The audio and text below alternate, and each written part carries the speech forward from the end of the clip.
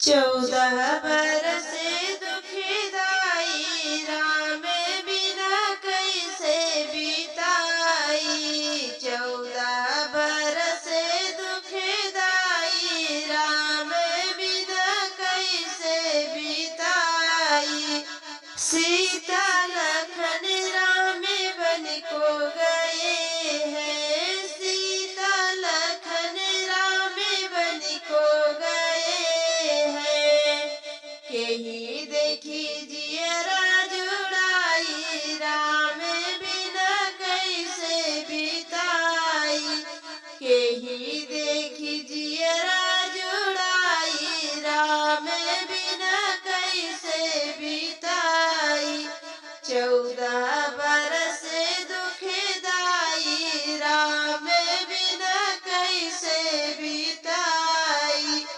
14 बरस दुखदाई राम बिना कैसे बिताई। रानी कैकेयी सबर मांगी, रानी कैकेयी सबर मांगी। ना कुछ पूछी ना बताई राम बिनु कैसे बिताई। ना कुछ पूछी ना बताई राम बिनु कैसे बिताई। 14 बरस दुखदाई राम बिना कैसे बिताई। 14 बरस दुखदाई राम बिना कैसे बिताई। जो कुछ लिखा विधि हमरे कर्म में, जो कुछ लिखा विधि हमरे कर्म में। कोई नहीं पई है मिटाई राम बिनु कैसे बिताई। कोई नहीं पई है मिटाई राम बिनु कैसे बिताई। 14 बरस दुखदाई राम बिना कैसे बिताई। 14 बरस दुखदाई राम बिना कैसे बिताई। बन में सही दुख भारी जनक राजा की दुलारी। बन में सही दुख भारी जनक राजा की दुलारी। एक तो छूटाया वध का रहना, एक तो छूटाया वध का रहना।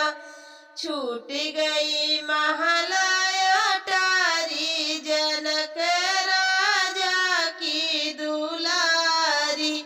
छूट गई महालया टारी जनक राजा की दुलारी। बन में सही दुख भारी जनक राजा की दुलारी।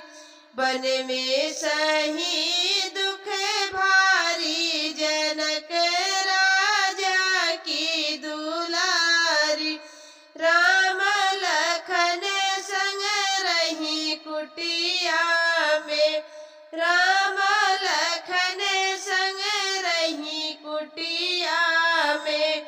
आई विपतिया भारी जनक राजा की दुलारी। आई विपतिया भारी जनक राजा की दुलारी। बन में सही दुख भारी जनक राजा की दुलारी। बन में सही दुख भारी जनक राजा की दुलारी। सीता हरण को चला दसानन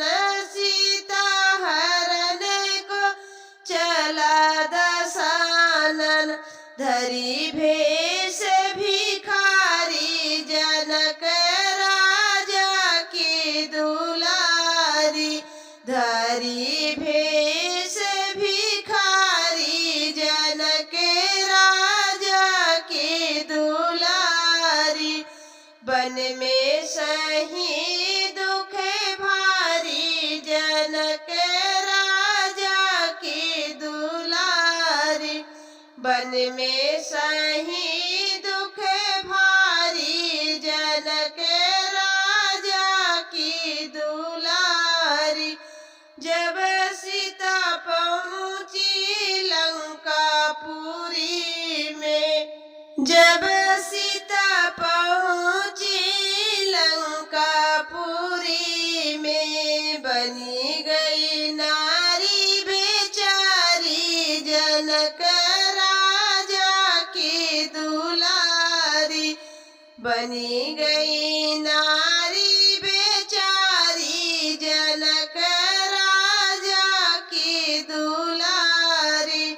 बन में सही दुख भारी जनक राजा की दुलारी। बन में सही